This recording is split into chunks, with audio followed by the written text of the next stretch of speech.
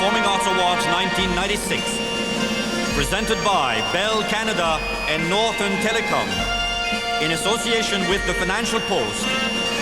Produced by the Governor-General's Performing Arts Awards Foundation, the National Arts Centre, Mellon Bay Robertson Productions and the Canadian Broadcasting Corporation. Canadian cultural icon Joni Mitchell is one of Canada's greatest gifts to the world of popular music. Her songs, with their eloquently personal lyrics and rich melodic background, have influenced a generation of singer-songwriters. If you heard the music of Sarah McLachlan, we can sense your anticipation. If you haven't, the next 4 minutes will convert you. Here she is performing Joni Mitchell's Hypnotic Blue.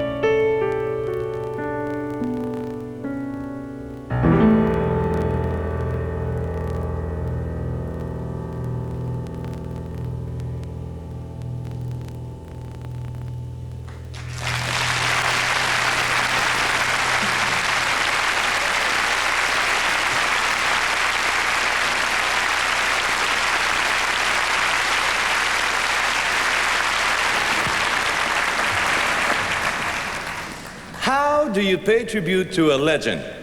With another legend, of course. Here's K.D. Lang.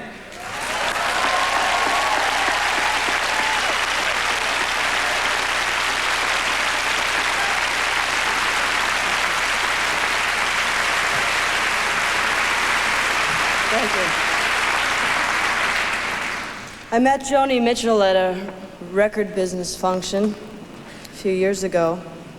There I was, face to face with the single most important influence on my artistic life. For the first time in my life, I had nothing to say. I was simply intimidated by greatness. Joni possesses an extraordinary gift, a gift of intense vision, intricately weaving imagery with a deep, introspective understanding, a timeless vision.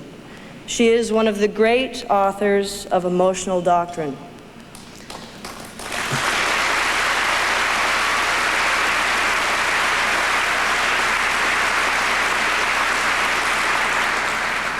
A painter with music as well as the canvas, she has captured the very essence of life with a perspective which is deeply rooted in the Canadian prairies. Her work has afforded us a romantic view into our culture, rich and vast as the country itself. To me, Joni has set the ultimate standard for what a Canadian artist should be: honest, uncompromising, an undaunted integrity. An artist fully engaged in their work. For Joni, creating is a necessity in her music, in her painting, and in her life. Joni Mitchell is a work of art, a true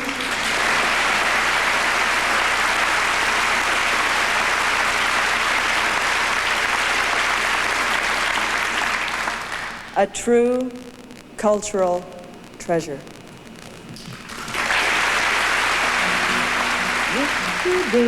Joni Mitchell ranks among the most influential women of her generation in pop music, both for her example as a self-directed artist who has maintained complete control of her career in a male-dominated industry, and for the asymmetrical, lyric-driven melodies and breezy vocal style copied by so many other performers. For 20 or 30 years, a lot of outlets have been closed to me, and yet I'm still in the game, but I'm in the game, but not of the game. This is what happens because the business is really a sprinter's business, and I'm a long-distance runner. So it's taken a long time to be recognized. I'm a pretty good cook. I'm sitting on my groceries. Over the course of her 30-year career, Joni Mitchell has appeared in many musical guises, from spare acoustic folk to rock and jazz. After having been passed over twice by the Rock and Roll Hall of Fame, she was finally inducted. A white female rock performer is still considered somewhat of an oddity. I can rock too. I mean, there is rock and roll in some of my records, but it's not all I do. Anyway, they had to put me in. I'm in there now, I guess.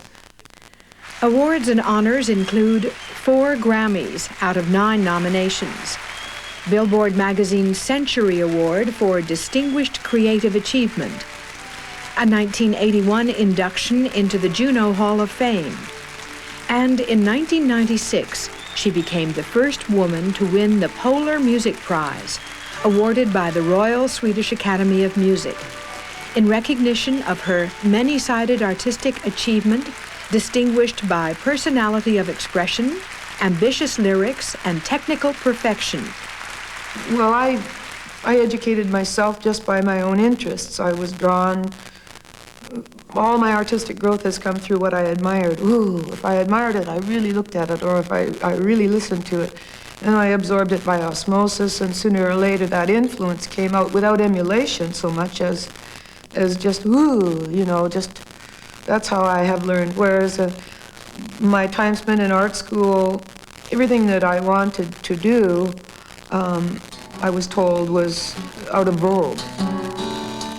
A veritable cultural icon, one of a handful of performers who defined folk music, Joni Mitchell is not only one of Canada's greatest gifts to the world of music, but she is also recognized for her talents as a visual artist. Her paintings have been exhibited in Canada, the United States, Europe, and Japan. Well, I'm a poet and a painter and a musician, which is not encouraged in the Western world because the Western world takes its departure from Socrates. You know, if you read Plato's Republic, when he creates his utopia, which is kind of the foundation of the Western thought, right? He creates a utopia in which It's a society of specialists, and we've gone this way so that, you know, if you are a poet and a painter and a musician, the assumption is that only one is authentic. But they're all very related. The painting came first, then there was an inclination to the music, but the classical education up there, typically they rapped my knuckles, you know, for playing by ear. They drowned out. Why would you want to, you know, compose when you could have the masters under your fingertips, you know? So they tried to beat the creativity out through the ignorance of the educational system, and it did go dormant for quite a while. First of all, Canada should see my painting, because I'm a very Canadian painter. Well, if you look at my album covers, they're all Court and Spark, that's the British Columbia coastline. And For the Roses, the British Columbia coastline. Clouds is the Besborough Hotel and the provincial flower of Saskatchewan. You know, people aren't really paying close attention. They say to me, what side of the border did you write that song on? I said, what difference does it make if I write a song about Maidstone when I'm in New York or a song about New York when I'm in Saskatoon? You know, like you carry these things with you. Yeah, I was never border conscious. I was never, you know, the lines, you can't go there. Why not? Well, they're different from us. So what? That makes them interesting. Those lines they couldn't teach me those lines very well, you know. And that big line that divides, we're North Americans. Whenever I come back, they say, well, do you still think of yourself as a Canadian? Well, do you still think of me as a Canadian? Well, I guess you do, because I'm getting this award.